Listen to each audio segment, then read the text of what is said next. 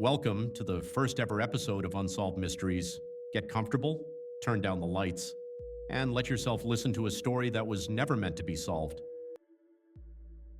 She had no passport, no photographs, no one looking for her, just a body. On November 29, 1970, a family hiking near Bergen, Norway, discovered a burned corpse in a remote valley known as Isdalen, the Ice Valley. The woman lay between rocks. Her clothes were scorched. Nearby, empty sleeping pill packages, a plastic bottle that once held gasoline.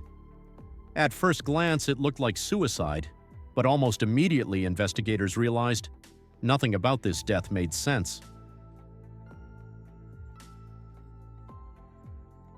The woman was between 30 and 40 years old, well-groomed, manicured hands, dressed in expensive clothing. Yet every label had been carefully cut out. Her fingerprints were partially burned, not by accident but with intent. Inside her stomach, a massive dose of barbiturates. Her death would not have been quick. No missing person report ever matched her. Then police found 2 suitcases in a train station locker in Bergen. Inside, wigs, sunglasses, foreign currency, a notebook filled with coded writing. Multiple passports, all fake. This woman had traveled across Europe under different names, checked into hotels, changed rooms, paid in cash, and wherever she went, people remembered her. Elegant, quiet, an accent no one could place.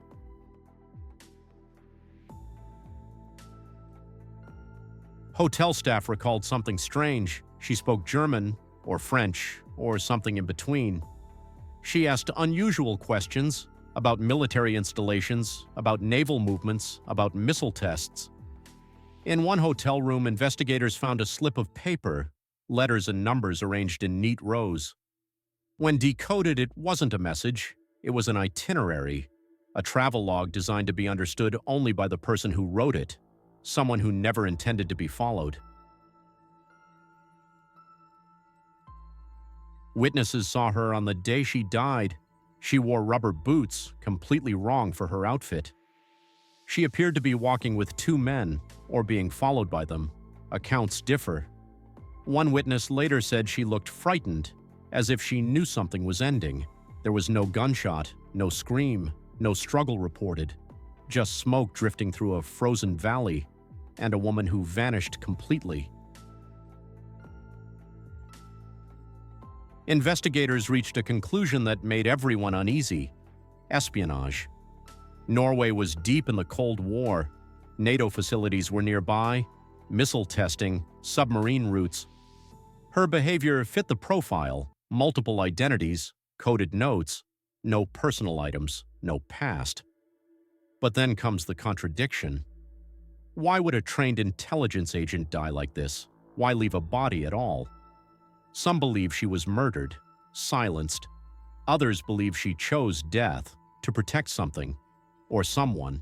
Or perhaps her final mission was to disappear completely. No theory has ever been proven. In 2016, the case was reopened. Isotope analysis revealed something new. She likely grew up in Central Europe, possibly Germany, possibly Belgium. But her name is still missing.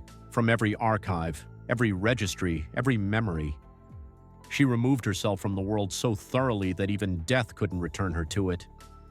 So the question remains, if no one knows who you are, no one searches for you, no one remembers you, did you ever really exist at all?